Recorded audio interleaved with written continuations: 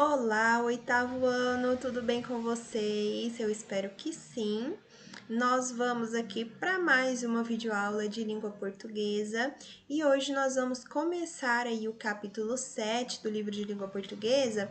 Vamos falar aí um pouco sobre o artigo de opinião e vamos também fazer a correção das atividades das páginas 306 a 307, tá bom? E 307, né? São somente duas páginas ali.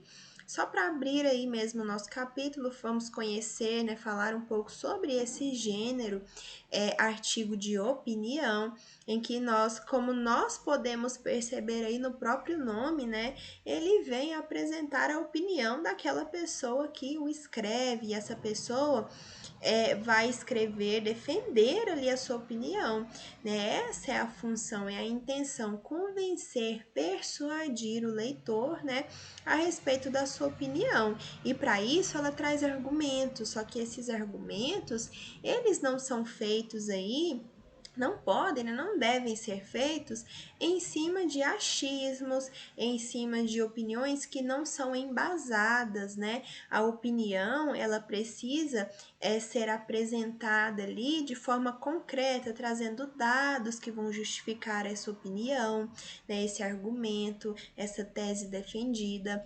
Então, é um gênero que vai tratar da opinião, é um gênero que está aí no meio jornalístico, mas ele cabe aí à opinião. Porque nós trabalhamos, né, os gêneros jornalísticos que nós já trabalhamos, como reportagem, notícia, não tem espaço ali para opinião do autor do texto, né? Geralmente, a reportagem até pode ter uma abertura, mas a notícia, por exemplo, não. Ela precisa ser o mais objetiva, né? Não há espaço ali para subjetividade. Agora, o artigo de opinião, não. Mas veja só, o próprio nome já traz aí para nós que ele é um texto argumentativo, né?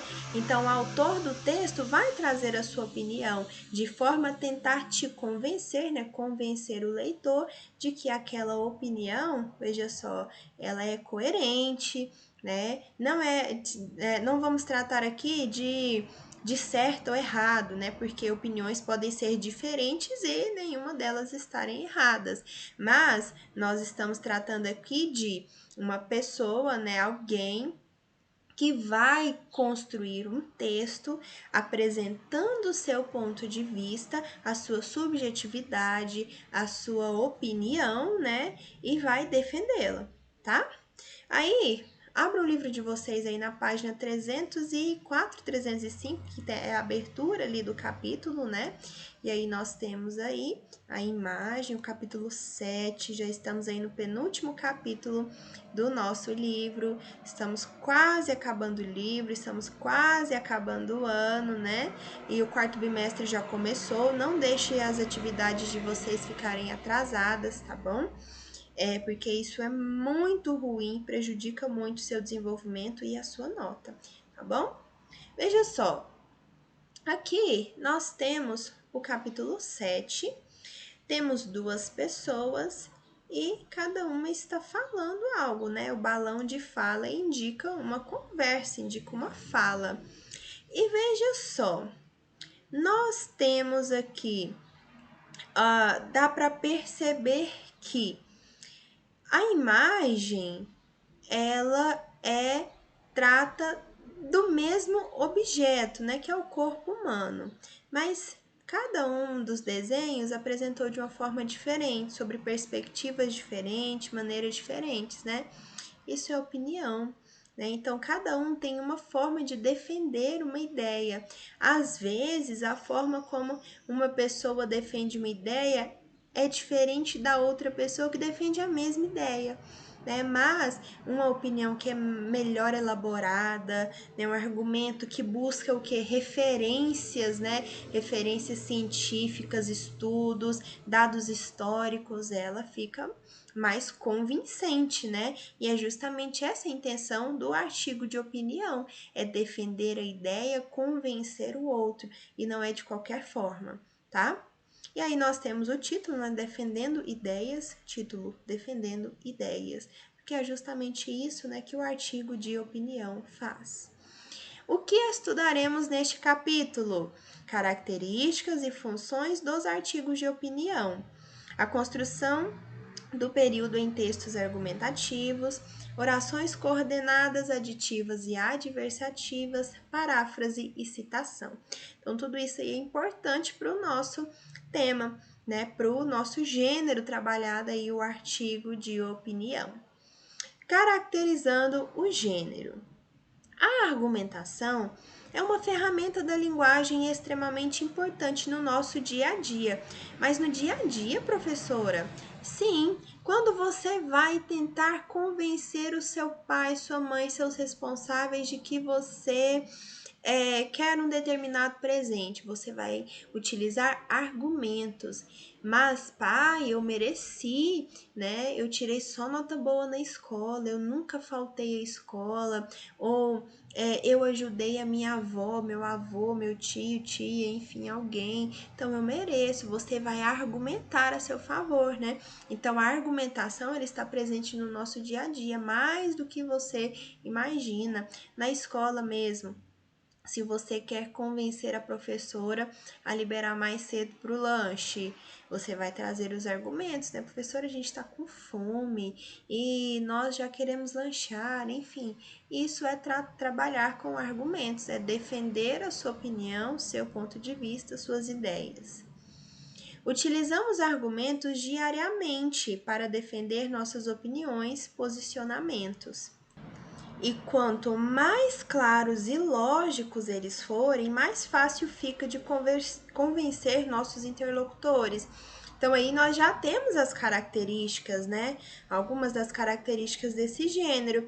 Ele é utilizado para apresentar um posicionamento, nós temos a presença de argumentos, a clareza e a lógica, né? A coerência, ela precisa estar presente, né, no artigo de opinião.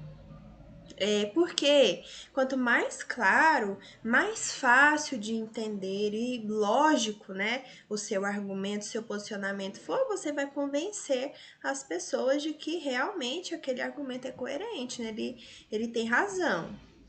Portanto, seja para opinar sobre um filme de que não gostamos, seja para expressar uma opinião sobre temas polêmicos, nossos argumentos são o motor de nossos pontos de vista. E para apresentá-los com clareza é preciso seguir algumas estratégias. Neste capítulo, conheceremos essas estratégias e veremos como elas se processam com a ajuda da gramática nos artigos de opinião. Então, professora, nós estudamos aí as orações subordinadas, orações coordenadas, porque justamente para nós construirmos períodos com lógica, que estabeleçam uma relação de sentido coerente, né? E que apresentem aí argumentos, né? Expressem argumentos que vão dar consistência aí ao seu texto argumentativo, por exemplo. Então, agora vamos aí para a nossa primeira questão, primeiro texto aí, né? E primeiras questões do capítulo 7. A banalização do absurdo.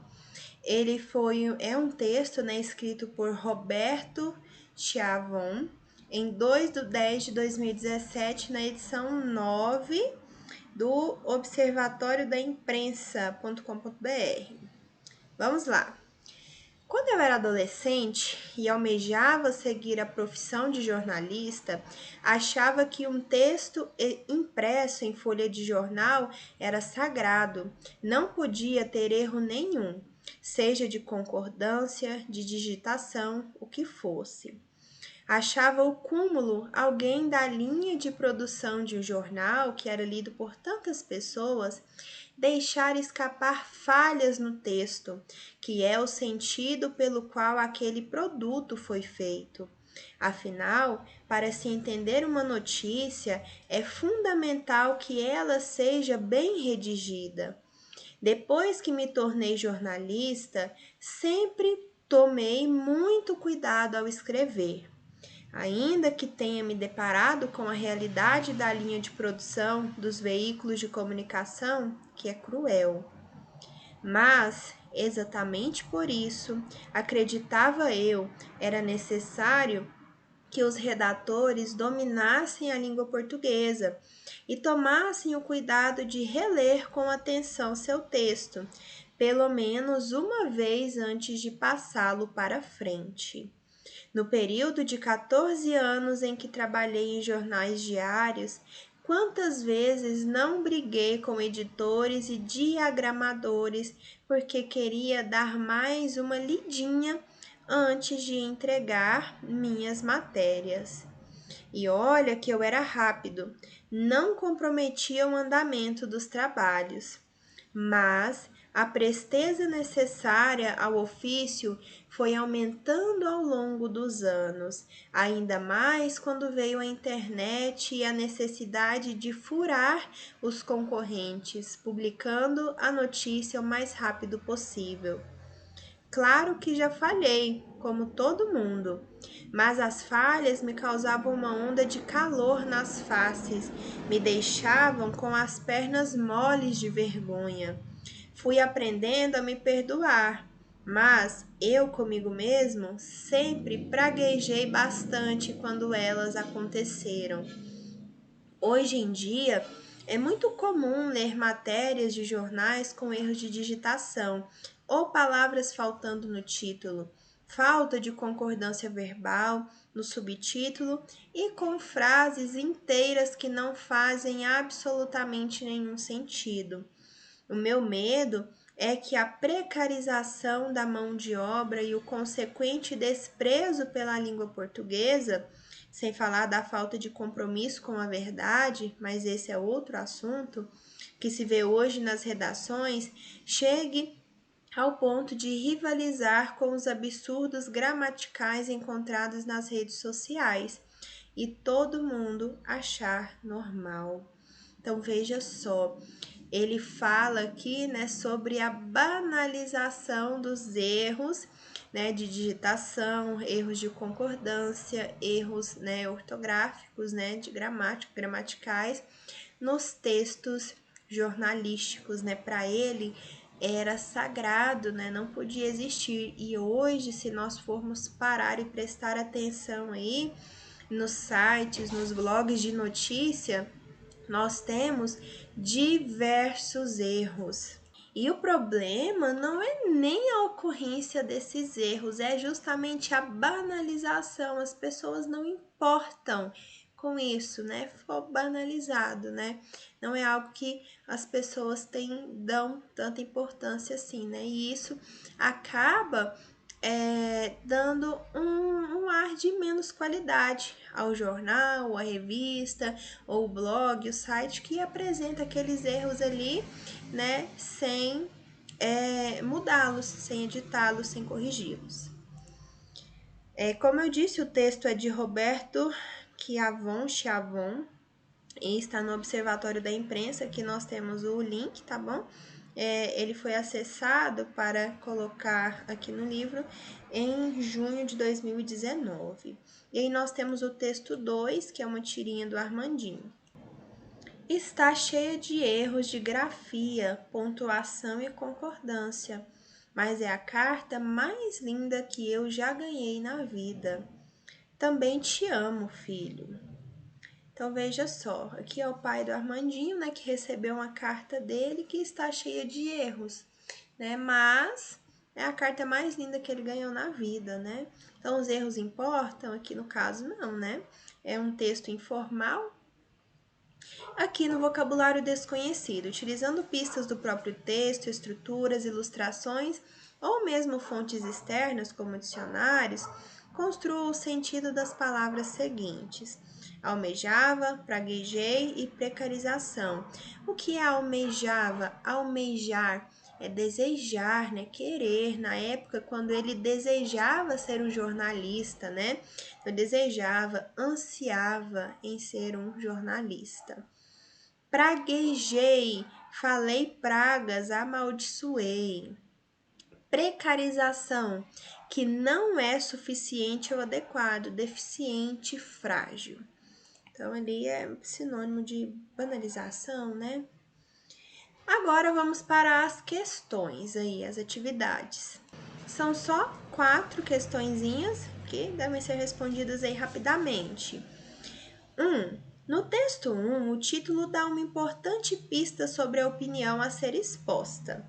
Ao empregar as palavras banalização e absurdo, o autor sugere um posicionamento favorável ou desfavorável à situação retratada. Qual é a situação retratada? A questão dos erros ortográficos de digitação, erros de concordância ali nos textos jornalísticos. E ele diz, é a banalização do absurdo. O absurdo é o quê? Esses erros acontecerem e eles serem banalizados, né? Não haver ali uma importância, uma cobrança maior a respeito sobre isso, né? Então, ele critica essa situação, né? Então, ele é desfavorável, o posicionamento dele é desfavorável a essa situação. Então, ao empregar essas palavras, o autor sugere um juízo contrário, ou seja, desfavorável à situação tratada. 2. Como você pode observar, ambos os textos tecem uma opinião a respeito de um mesmo assunto geral. A que assunto se referem essas opiniões? Os textos tratam da conveniência do uso da escrita segundo a norma padrão da língua portuguesa em diferentes situações. No primeiro texto, nós tratamos ali desses erros em textos formais, né? Os textos jornalísticos, eles precisam ali de ter uma formalidade, utilização da norma padrão da língua, né? A variação padrão, norma culta, né? Agora, uma carta do filho para o pai já não tem essa necessidade, né? São gêneros diferentes, funções diferentes, situações diferentes, né? Uma situação é formal, a outra não. 3. Que opinião sobre o assunto cada texto emite? O texto 1 trata do cuidado que se deve ter com a escrita jornalística, que, segundo o autor, deve obedecer às regras da norma padrão, em respeito ao leitor e à própria imagem do jornalismo. Já o texto 2 sinaliza que a obediência à norma padrão é importante, né? O pai fala ali, né, que tem erros e tal. Mas no contexto afetivo, mostra que essa norma pode ser dispensada, né? Não há necessidade ali de utilizar a norma padrão, né? É um texto informal. 4. Discuta com seus colegas e o seu professor. Qual a importância da norma padrão para as diversas situações comunicativas que vivenciamos diariamente? A norma padrão, veja só, olha esse nome padrão, porque ela é aquela que é entendida do norte ao sul do país, ela é padrão. Posso escrever um texto aqui que lá na Bahia eles vão entender. Agora, se eu colocar algumas expressões coloquiais, regionalistas, pode ser que eles não entendam. Por isso que a norma padrão, ela sai fora da coloquialidade. Então, há algumas situações em que é necessário o emprego da norma padrão, justamente para que seja de fácil acesso para todas as pessoas, né? Que haja aí, que as pessoas possam compreender. Há situações, né, em que a própria situação é formal, então a norma, a forma como falar, como escrever, deve também ser formal. Então, isso depende também da situação, da intenção. Mas em textos jornalísticos, eu defendo, né, obviamente, que a norma ali utilizada deve ser a padrão, não deve se utilizar abreviações, né, gírias, a depender do contexto, enfim, mas são situações formais, né? Na escola também, quando você vai escrever um texto, responder as questões do seu livro, quando você vai apresentar um trabalho, né? Então, a situação exige ali justamente a utilização da norma padrão. E aí nós vamos ficando por aqui, já fizemos aí a correção destas atividades, abrimos o capítulo 7. Qualquer dúvida, eu estou disponível no plantão até às 11 horas, tá bom? Podem entrar em contato comigo. Desejo a vocês um excelente final de semana e até a próxima aula.